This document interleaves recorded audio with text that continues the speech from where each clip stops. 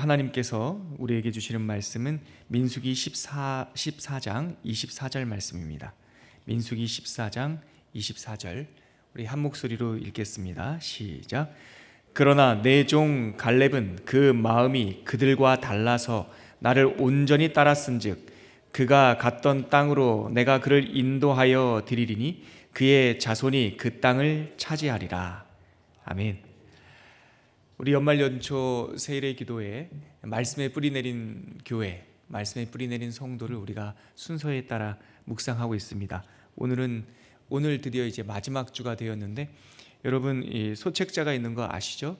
소책자를 혹시 지금까지 잘 참고하셨겠지만 오늘 마지막 주차를 시작하면서 혹시 이게 목차, 이 차례를 한번 참고를 해보시면 좋겠습니다.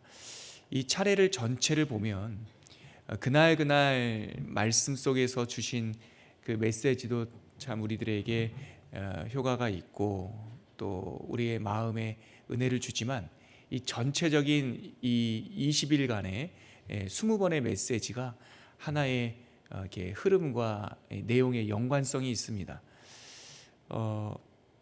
이 시대가 우리에게 이렇게 거칠죠. 그리고 사막과 같죠. 그리고 토양만 사막과 같은 게 아니라 바람도 거세고 우리를 자꾸 흔들고 그래요. 그래서 이 시대가 어떠한 상황인지를 잘 분별하는 것은 이 땅을 치유해야 될 성도들이 가져야 할 이 마땅한 의무이자 책임입니다. 시대가 어려운 상황이 된다고 그것에 편승해서 우리도 달려가면 안 되죠. 우리는 이 시대가 어떤지 알려주는 온도계가 아니라 온도 조절계입니다. 교회에서 중직자가 된다는 뜻이 뭡니까? 보통 교회에 있는 이 초신자들도 목사님, 저기 있는 나무가 죽었습니다. 그거는 비전문가 지나가는 사람도 얘기하는 거죠. 목사님, 저기 스피커가 조금 기울어졌습니다. 지나가는 사람도 알아요. 그러나 교회 중직자라 함은 죽어있은 나무면 아 죽었네 하고 그 나무를 살리는, 어떻게 하면 살릴 수 있을까 고민하는 사람. 스피커가 달려있는데 기울어져 있다. 기울어졌구만. 끝내는 것이 아니라 그것을 바로 잡으려고 하는 사람이에요. 휴지가 떨어져 있으면 죽는 사람이고, 이 시대의 제사장 직분을 가졌다라고 하는 것이 이 세상의 교회가 그런 곳이란 말이에요. 교회는 이 세상이 어렵구만, 이 세상이 악하구만, 말세야 하고 끝나는 게 아니라 이 말세인 때의 이 시대를, 이 세상을 치유하는 그 분깃과 역할을 지닌 사람들이 우리란 말이죠. 우리가 그러한 소명을 지니고 있어요. 그래서 시대를 분별해야죠. 근데 왜 이렇게 어려워졌나? 사람이 망가졌기 때문에 그런 거죠.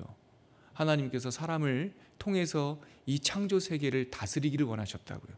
이 세상을 다스리고, 물론 우리가 번역된 성경 언어로는 정복하라라고 되어 있지만 이렇게 돌보기를 하나님께서 원하셨단 말이죠. 근데 사람이 망가지니까 세상은 망가질 수밖에 없죠.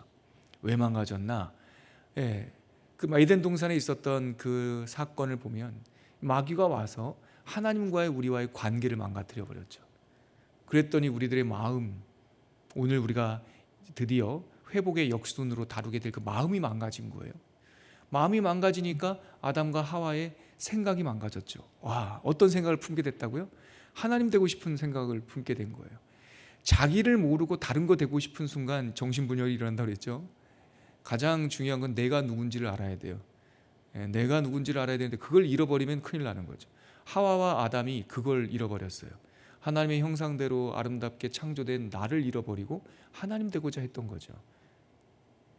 생각이 망가져버린 거예요.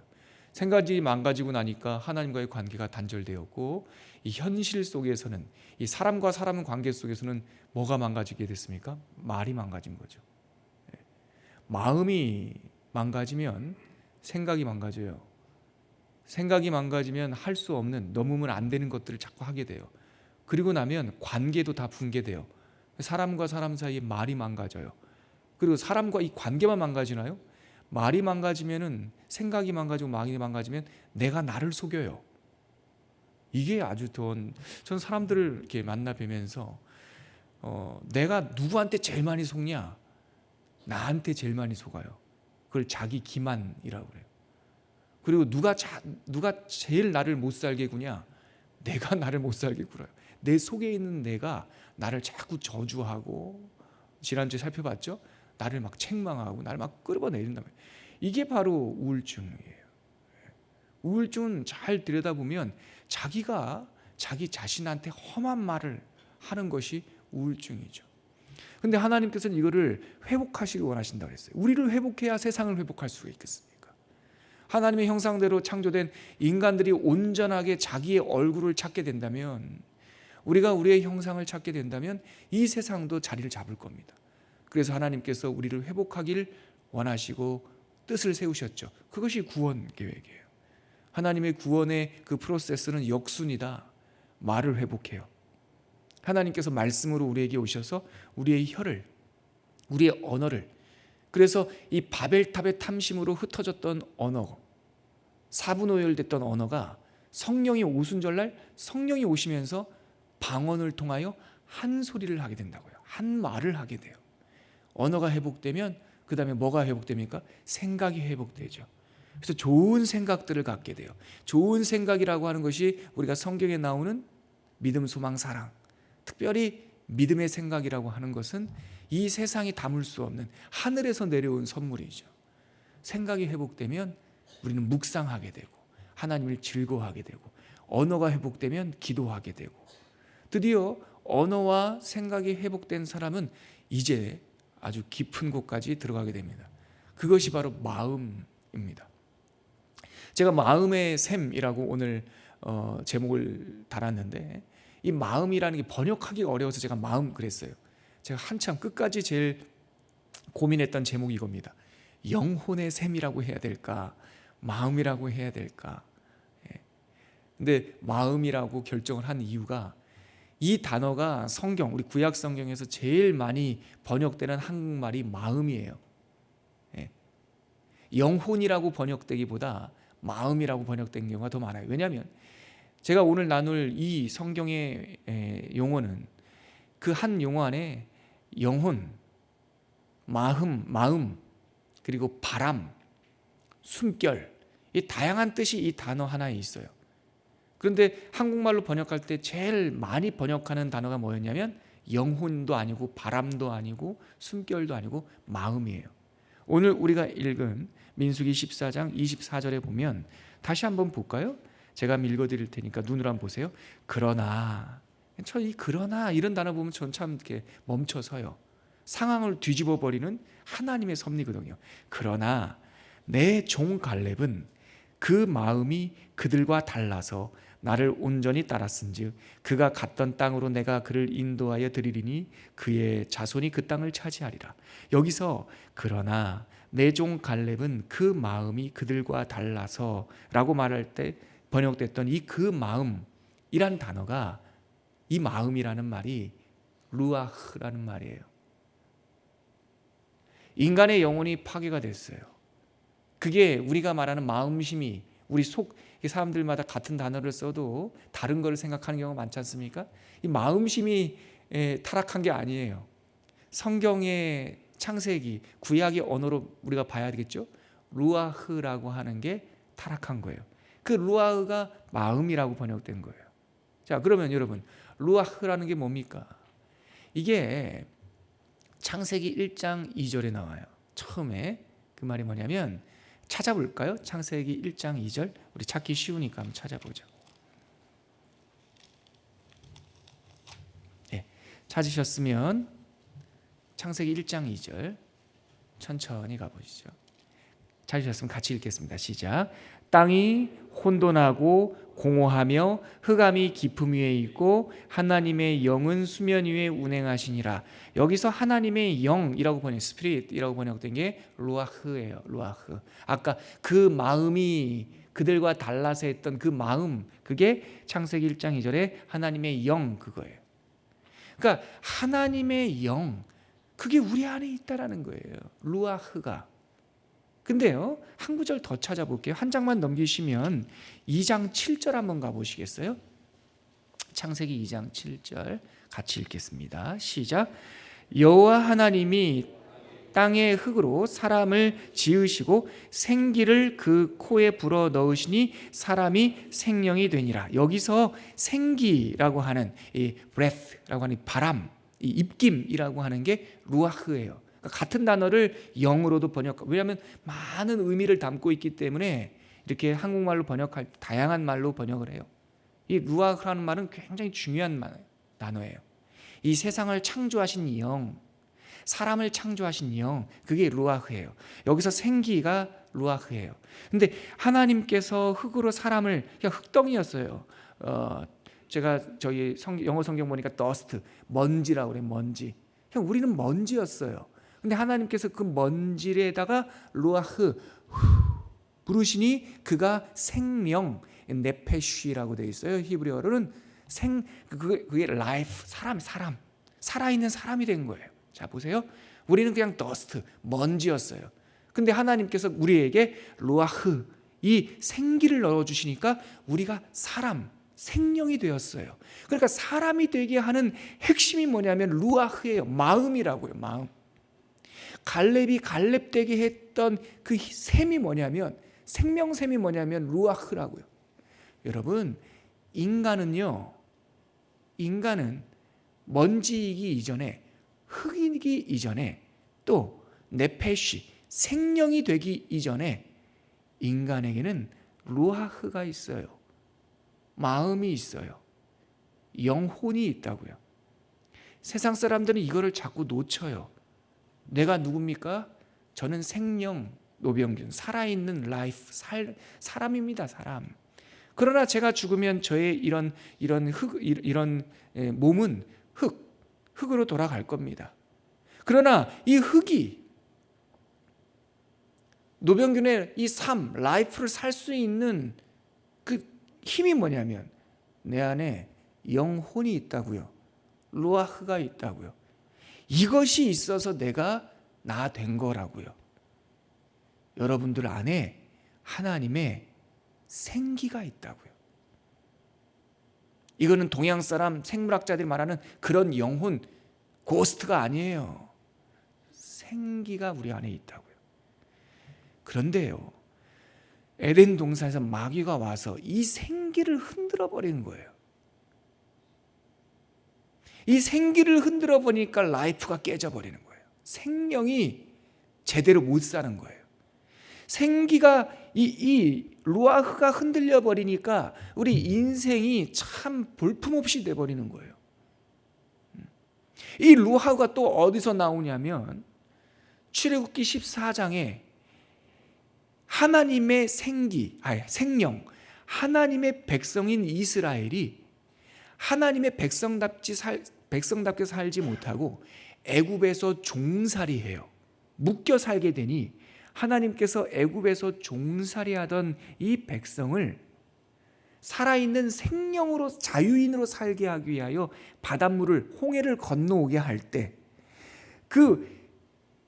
이 이스라엘 사람들을 애굽에 가둬두었던 그 경계선, 그 큰 담장과 같은 건널 수 없는 큰 홍해 바다를 가를 때 있죠. 홍해 바다를 쭉 가르시고 마른 땅에 되게 하실 때 하나님께서 동풍을 부르셨다. 알고 계시죠? 우리 성경에는 동풍, 영어에는 윈드, 바람이라고 번역했는데 그게 원래 성경에는 루아흐예요. 아무리 인간으로 태어나도 종살이하고 있는 인간, 아무리 하나님께서 우리에게 루아흐를 주셔서 네페시, 생명이 되게 하셨는데 돈에 묶이고 관계에 묶이고 상처에 묶이고 그래서 죄에 종살이하던 인간을 자유인으로 해방하실 때 우리를 가로막고 있는 그 수만 가지의 홍해바다, 그 부자유하게 하는 홍해바다를 갈라버리시는 능력이 뭐냐면 이 루아흐, 하나님의 생기가 바람이 불어와서 홍해바다를 둘로 가르시고 그곳을 우리를 건너게 하신다고요. 이 세상에서도 주관하는 하나님의 이 마음, 하나님의 영혼이 있고 우리 안에도 하나님께서 불어넣어 주신 생기가 있고 우리는 그 하나님의 루아흐, 그 생기 때문에, 그 하나님의 마음 때문에 우리가 생명이 되어 살고 있다는 거죠. 근데 이것이 흔들려 버리면 사람이지만 사람답게 살지 못하고, 이것이 흔들려 버리면 존귀한 제사장이고 왕 같은 제사장인데 왕 같은 제사장은 고사하고 정말 볼품없이 사는, 이 루아흐가 흔들려 버리면 존귀한 하나님의 자녀들이 세상에 종살이하게 된단 말이죠. 창조 시대에 에덴 동산에서 일어났던 마귀가 우리에게 침투한 그 가장 치명적인 그 타격이 뭐냐? 이걸 흔들어 버린 거예요. 근데 하나님께서는 이 새로운 이 루아흐, 새로운 생기를 우리들에게 불어넣어 주시겠다. 그것이 성령 하나님의 강림 사건이에요. 우리 안에는 우리 각각의 생기가 있어요. 근데 이것이 상처를 받았어요.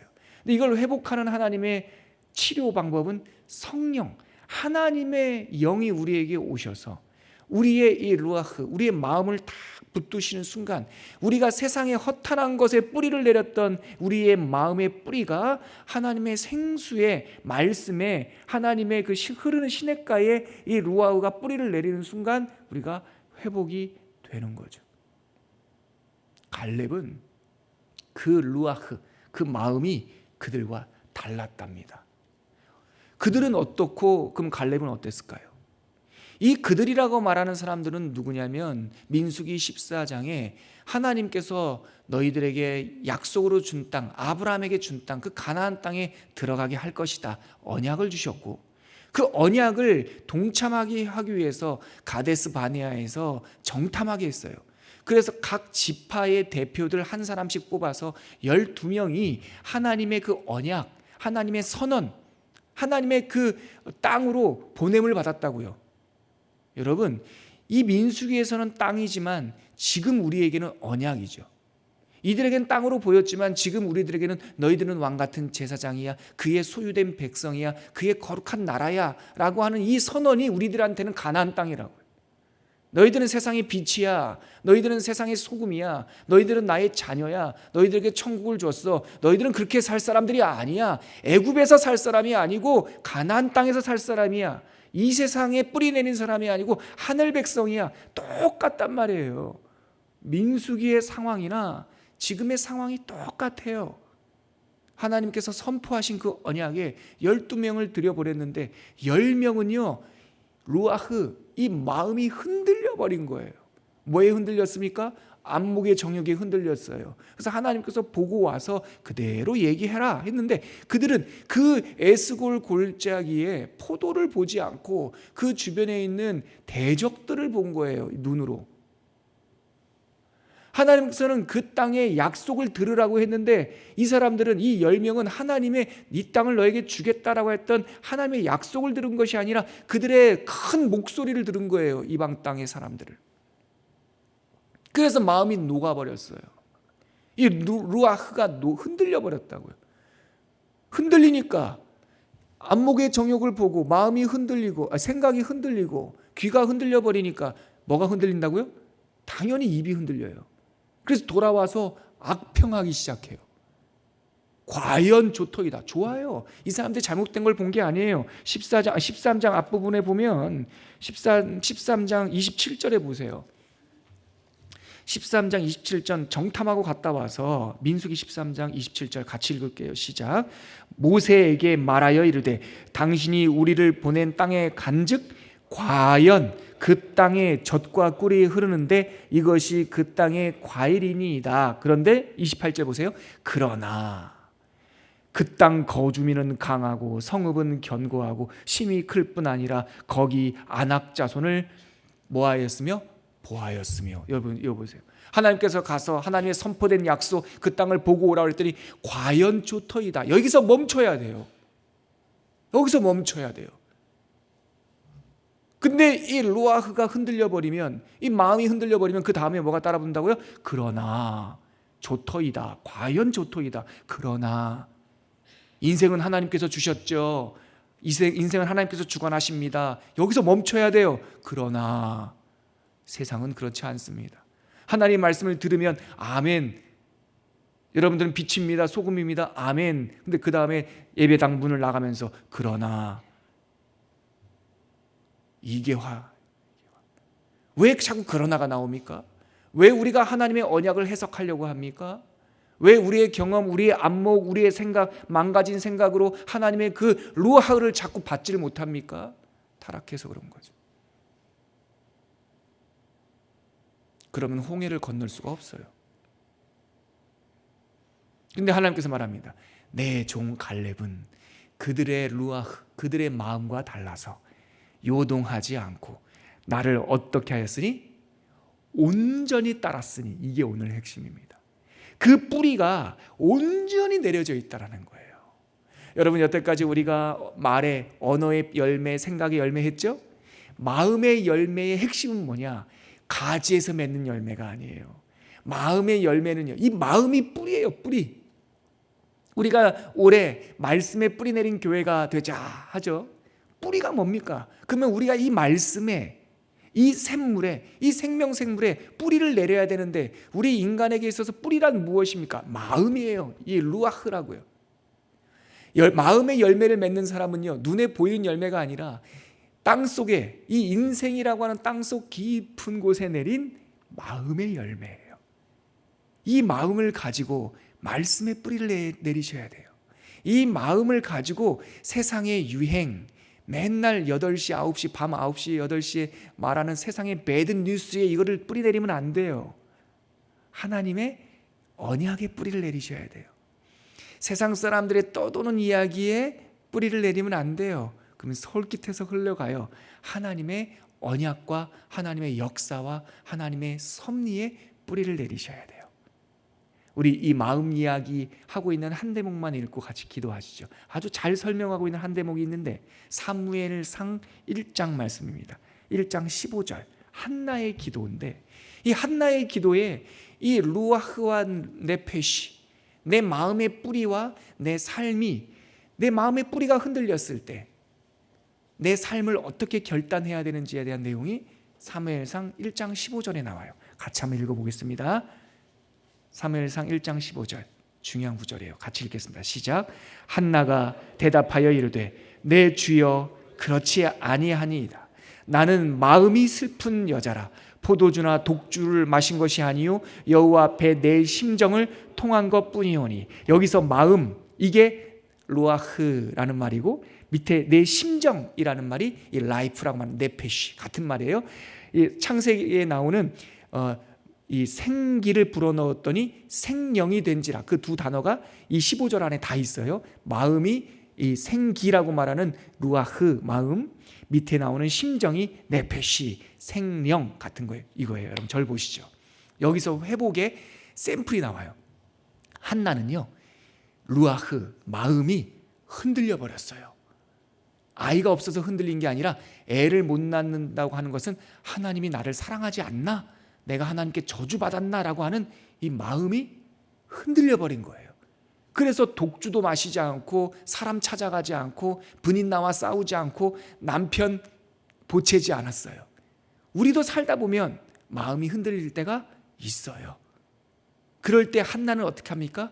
남편이나 대적이나 원수나 세상을 찾아가지 않고 자기의 라이프, 이 생명, 자기의 심정, 이 네페시, 생기, 이 나의 온 삶을 하나님 앞에 쏟아내는 거예요. 그러면 내 안에 있는 이 마음이 뿌리를 내리게 돼요. 살다 보면 마음이 흔들려요. 마음이 흔들릴 때 어떻게 하시라고요? 삶을 의도적으로 하나님께 쏟아내야 돼요. 마음이 흔들릴 때 의도적으로 성경을 피셔야 돼요. 내 몸을 쳐서 복종해야 돼요. 그래서 마음이 흔들릴 때 다른 데 찾아가면 안 돼요. 하나님 앞에 찾아오셔야 돼요. 마음이 흔들릴 때 예배 자리에 오셔야 돼요. 마음이 흔들릴 때 기도하셔야 돼요. 마음이 흔들릴 때 아버지 하고 하나님께 붙들려야 돼요.